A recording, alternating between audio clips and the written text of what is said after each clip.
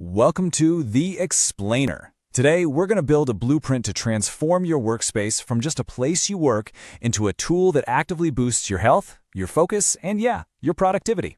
Let's dive in. But first, let's start with a really important question. One I think a lot of us feel, but maybe don't always ask. Is your desk, is it actually draining you? I mean, is the very place you spend all day actually holding you back from doing your best work? You know what I'm talking about, right? That nagging pain in your neck, the blurry vision at the end of the day, that lower backache that just never seems to go away. If any of this sounds familiar, trust me, you are not alone.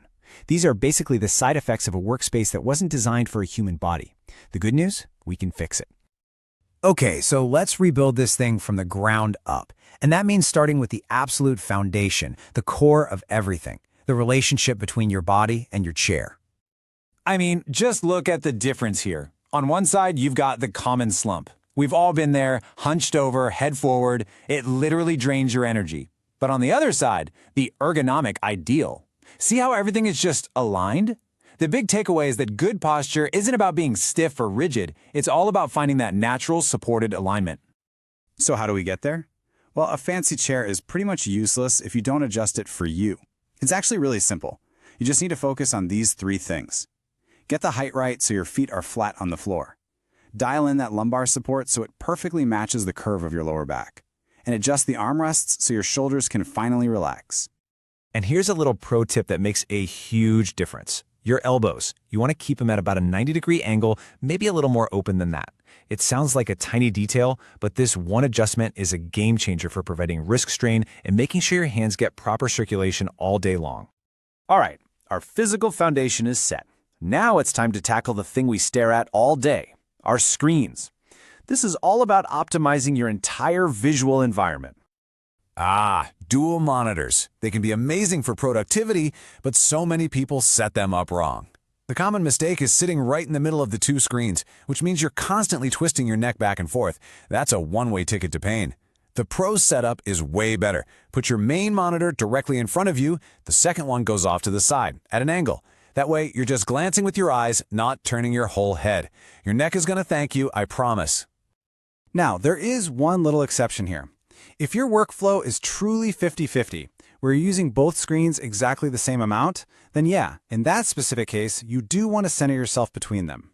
The main principle is always the same though. Do whatever minimizes neck strain. You know, all this screen time has a real consequence. And that tired, blurry, irritated feeling your eyes get at the end of a long day, well, it actually has an official name. It's called digital eye strain, or DES. Now this is where things get really fascinating. We have all heard the 20-20-20 rule for our eyes, right? Every 20 minutes, look at something 20 feet away for 20 seconds. Well, it turns out that advice might be outdated. A 2023 study found that 20 seconds just isn't long enough for the tiny muscles in your eyes to truly relax and recover. So what's the new gold standard? The science is now pointing to a much, much longer break.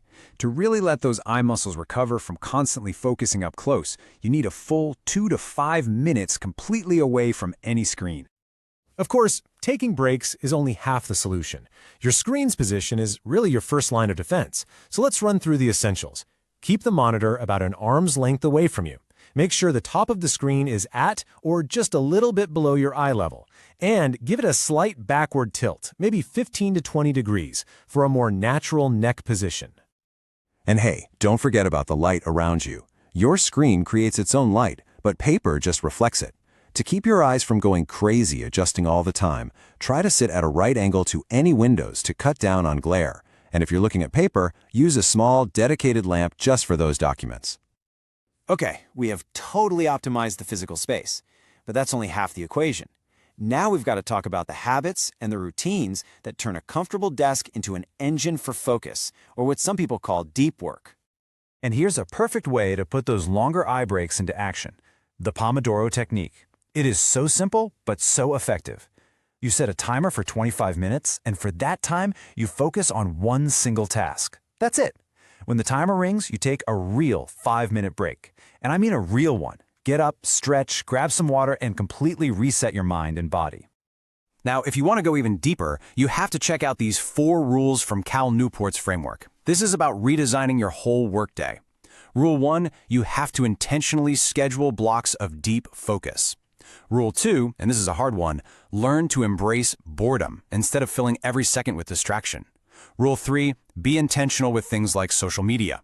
And Rule 4, drain the shallow stuff. Group all those little emails and tasks together and knock them out in one go. And all of this brings us to one final, really crucial question. In our world of constant pings and notifications, what is the true cost of getting stuck in that shallow work? You know, the busy work that fills our day but doesn't actually move the needle on what's important. Because at the end of the day, an optimized workspace isn't just about avoiding pain. It is about unlocking your potential. It's the entire system, physical and mental, that you design for yourself. When you intentionally build your setup and your habits, you're not just getting more comfortable, you are building the very environment where your deepest, most valuable work can finally happen.